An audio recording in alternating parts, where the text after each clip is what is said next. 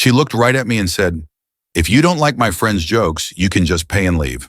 So I said, "Thanks for the option," grabbed my car keys and did exactly that. I think it took them a second to realize I wasn't bluffing, because by the time their laughter died down, I was already out the door. I only paid for my own meal. Now I'm sitting in my car outside the restaurant, just letting it all sink in. I'm 29, and my girlfriend Vanessa, she's 28, just gave me the easiest out of my life, and I finally took it. Vanessa and I have been together for about 3 years. We met at a friend's housewarming party, clicked almost instantly. She was funny, ambitious, worked in marketing, and she had this kind of confidence that made every room feel smaller. Things got serious pretty quickly. We moved in together after a year and a half, and honestly, most of it was good. Except for one very specific problem: her friends. Her core group, Meredith, Jasmine, and Bianca, have been in her life since college, and they've always been a lot. Loud, opinionated, kind of mean in that just joking way. I used to shrug it off because Vanessa would laugh along, but later tell me she didn't mean it like that. I believed her. I shouldn't have. Tonight was supposed to be about celebrating Vanessa's promotion. She'd just been bumped up to senior marketing coordinator, and I was genuinely proud of her. I picked out a nice steakhouse downtown, told her it was my treat for the whole table. I wanted to make it special. At first, everything seemed fine. Drinks, appetizers, everyone chatting. Then Meredith started. "So Jake, still playing with wires for a living? Must be nice having such a simple job. Not much thinking required, huh?" I smiled, kept it light. "Actually, it requires a lot of problem solving." Before I could say anything else, Jasmine jumped in. "Oh, please, it's not like you need a degree for that. Vanessa's out here crushing it in corporate while you're... What is it you do with those bikes?" "I restore vintage motorcycles," I said. "Just finished a 1978 Honda." Bianca laughed. "How much money do you waste on those rust buckets?" "Vanessa, girl, you could do so much better. Remember Thomas from that conference? Now he had ambition." I looked at Vanessa, expecting her to shut it down, but she just smiled and shook her head like, "You guys are terrible," and went back to her drink. Not a word in my defense. Not even a hint of discomfort. The jokes kept coming about my work, my clothes, how I probably couldn't understand her complex marketing strategies. At one point, Meredith actually said I was lucky Vanessa was willing to date down. I was gripping my fork so tightly I thought it might bend. Then Jasmine said, "Honestly, Van, when are you going to upgrade?" "Jake's sweet, but come on, you're executive material. And he's..." She just trailed off and smirked. I set my fork down and said, "Vanessa, this doesn't feel like joking." She sighed. "Jake, they're just teasing." "Don't be so sensitive." Bianca laughed. "What, are you gonna cry?" And that's when Vanessa looked at me and said it. "If you don't like my friend's rude jokes, you can just pay and leave." No hesitation, no irony, just straight-faced dismissal. The table went quiet for a second, and then Meredith giggled. So I said, "Thanks for the option," stood up, pulled out my wallet, and counted cash for my meal and a tip. "This covers mine," I said, putting it on the table. Vanessa rolled her eyes. "Jake, sit down. Don't be dramatic. I picked up my keys. Enjoy your celebration dinner." Behind me, I heard them laughing again. Jasmine said, "He'll be back in 5 minutes. Watch your..." But I didn't come back. I walked out, got in my car, and just sat there for a while, staring at the steering wheel. 10 minutes later, my phone started buzzing. Text from Vanessa. "Very funny. Come back and pay the bill." Then, "Jake, this isn't cute anymore." Then, "Are you serious right now?" I drove home. By the time I pulled into our apartment complex, she'd called 15 times and left 3 voicemails, going from annoyed to furious. Apparently, it hit her when the check came. The whole bill was close to $400. They'd ordered top-shelf cocktails, expensive steaks, desserts. I'd only left $60 for my part. Now I'm sitting here in our living room about to pack a few things. I don't know what happens next, but one thing's clear. I'm done being the punchline in her friend group's jokes. Update 1. I didn't sleep much that night. Ended up crashing at my buddy Marcus's place, after grabbing some clothes and toiletries from the apartment. My phone was a war zone of notifications. Vanessa was relentless. "I can't believe you humiliated me like that. My friends think you're pathetic. You left me with a $400 bill. This is so embarrassing. You need to Venmo me right now. Answer your phone." Then around 2 a.m., her friends jumped in. Meredith sent this long, self-righteous paragraph about how I was financially abusive for tricking them into thinking I'd pay. Jasmine called me a petty loser. Bianca, the comedian of the group, sent me a Venmo request for $100 with the note for emotional damages. I blocked all 4 of them and finally tried to get some sleep. The next morning around 8, I woke up to pounding on Marcus's front door. It was Vanessa. Marcus, absolute legend, peeked out the window, turned to me and whispered, "She looks mad as hell." He opened the door just enough to talk through the crack. She didn't even say hi, just went straight to it. "Where's Jake?" "I know he's in there. His truck's outside," Marcus shrugged. "Haven't seen him. Maybe he parked here and Ubered somewhere." She didn't buy it. She stood there for a solid 20 minutes, alternating between knocking, yelling, and calling my block number like a woman possessed. Finally, before leaving, she shouted, "This is so childish, Jake." You can't just run away from your responsibilities. Responsibilities? I paid for my food. That was literally the only thing I was responsible for. When she finally left, Marcus made coffee and we sat out on his porch. He's been telling me for months that Vanessa's friends were toxic and that she let them get away with too much. "Bro, remember when they made fun of your mom's accent at your birthday dinner? Or when they called your sister's wedding cute for a budget event?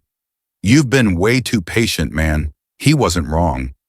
I'd been making excuses for her, hoping she'd eventually realize how awful they were. She never did. Around 10 a.m., my phone started ringing again from unknown numbers.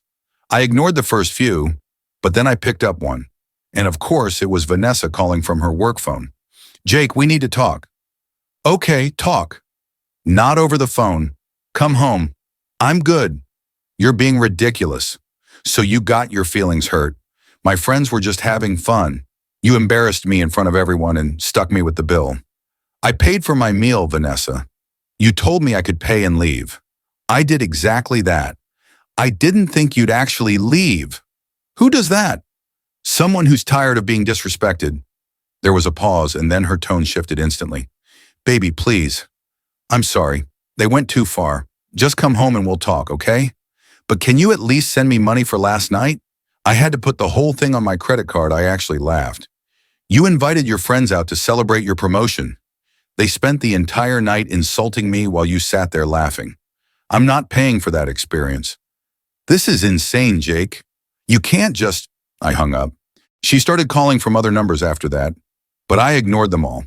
Then about an hour later, I got a text from an unknown number. "Hey, this is Bianca's boyfriend, Terrell. Just wanted to say I heard what happened, and honestly, good for you, man. They've been talking trash about you for years. Bianca showed me the text, and I just wanted to tell you that you did the right thing. They're all at Vanessa's place right now, plotting some kind of revenge. Just thought you should know revenge. For what? For not being their personal ATM? I don't even know what that means. For now, I'm laying low at Marcus's place while I figure out my next move. The lease is in both our names, but I cover most of the rent anyway. I'll need to deal with that soon."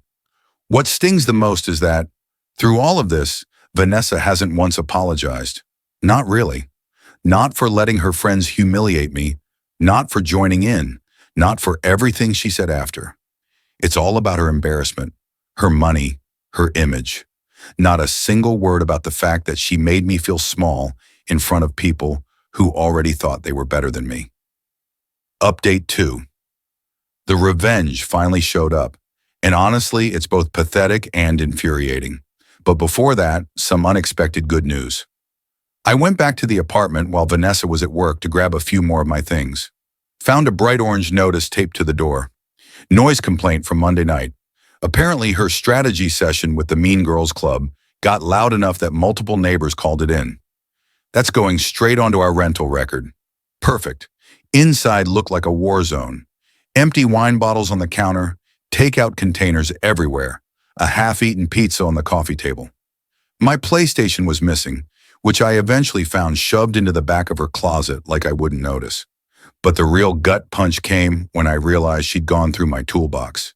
A bunch of my specialty electrical tools were gone, stuff I use for work, not hobbies. I checked Facebook Marketplace through a mutual friend's account, and sure enough, there they were. My Qley voltage tester kit, my Fluke multimeter, and a few other items, all listed by her, all priced to sell fast. I took screenshots of everything. Then I went into my project room. My 1978 Honda CB750, the bike I'd been restoring for nearly 2 years, was listed on Craigslist. Mechanic special, needs work, $2,000 OBO, must go ASAP. That bike's worth at least $6,000 as is, maybe 10 when it's done, and it's mine. She had no right to touch it.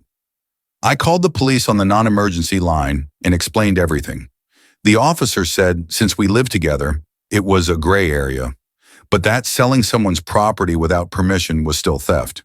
They told me to document everything and file a report. While I was taking photos, I got a text from my landlord, Mr. Chen. Jake, need to talk about the lease. Vanessa called saying you abandoned the apartment and want off the lease. Also received noise complaint. Please call me. I called immediately. Mr. Chen's been my landlord for 3 years. Solid guy. He said, she told me you moved out and stopped paying rent.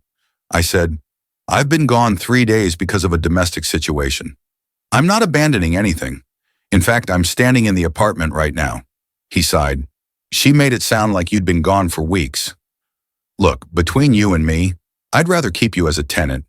You've always paid on time and never had issues. If you want to take over the lease solo, I can work with you. What about her? She'd need to agree to be removed or you'd both have to terminate early. But Jake, one more noise complaint and I'll have grounds for eviction. Understood. After documenting everything, I moved my bike out of the apartment and into Marcus's garage, then packed up the rest of my tools and anything valuable that was actually mine. I left behind the stuff we'd bought together. When I came back that evening for the last few boxes, Vanessa pulled up just as I was loading the truck. What are you doing? She demanded. Moving my things somewhere safe since you've been selling them without permission. I needed money to pay for that dinner you walked out on. So you stole my tools? It's not stealing. We live together. What's yours is mine. That's not how that works, Vanessa.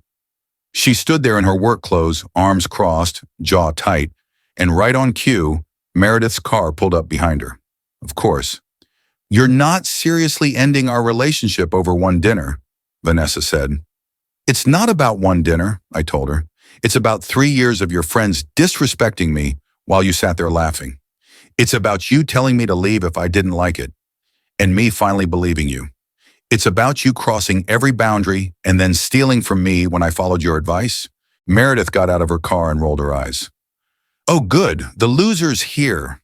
Jake, you owe Vanessa $400. I kept loading the truck. No, I don't. Yes, you do. You invited everyone out, remember? I invited them. I didn't agree to fund them. I paid for my meal after I was told to leave. Meredith looked at Vanessa. I told you he was too proud. Blue-collar guys always have fragile egos, I actually laughed. My ego's fine. My boundaries are just finally clear. I closed the tailgate, ready to go. Vanessa grabbed my arm. Jake, please, let's talk about this. We are talking. I'm telling you I'm done. I'll deal with the lease this week. You might want to start looking for a roommate. Maybe one of your friends since they're all so successful and ambitious. You're really throwing away 3 years? No, I said. You did that. I'm just refusing to fund it anymore. Then I drove off, leaving both of them standing there in the parking lot. For the first time in a long time, I felt light, free, like I could breathe again. Later that night, the calls started again. From blocked numbers, random lines, every attempt she could make to get through. Finally, she left a voicemail. You're right.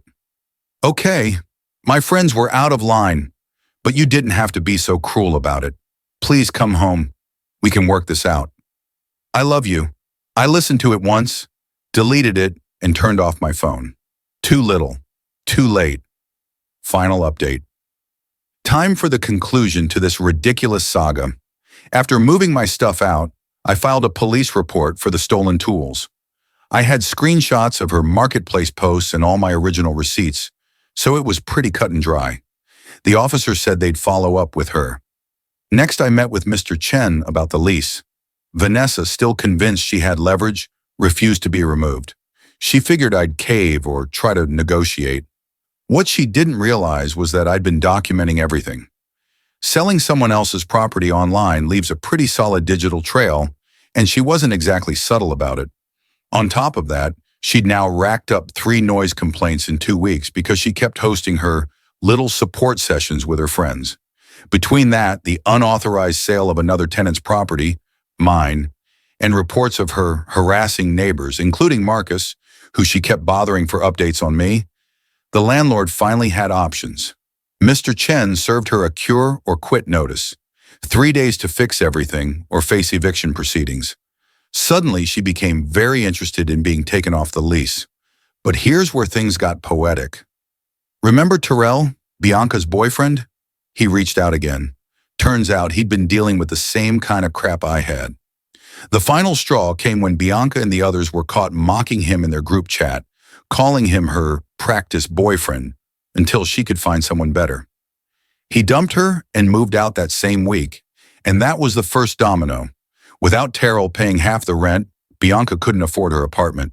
She tried moving in with Vanessa, except that would have violated her cure or quit notice, since unauthorized guests were a big no-no. Jasmine's situation went downhill too. Her boyfriend saw the text she'd sent me demanding money and started wondering if she treated him the same way. They're on a break now, which we both know is probably permanent. Meredith, the ringleader, got hit hardest. Not because of me. Karma just caught up. She lost her job after her employer discovered she'd been spending work hours on social media, bad-mouthing people, including co-workers. HR had apparently been watching for a while. No job meant no income, and suddenly her luxury lifestyle didn't look so glamorous. Meanwhile, I landed a great 1-bedroom apartment closer to work. The rent's cheaper, the neighbors are quiet, and it actually feels like home. I've been pouring my free time into finishing my motorcycle restoration, and it's almost there. Should be done by spring. Picked up a few extra electrical gigs on the side too. Life's been calm, peaceful even.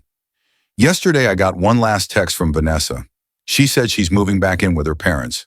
Apparently the friend group completely fell apart once the money ran out and the finger-pointing started.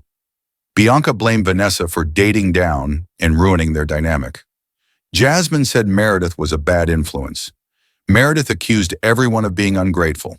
The whole empire of mockery crumbled the moment there was no one left to fund it. Vanessa's text ended with, "I should have stood up for you.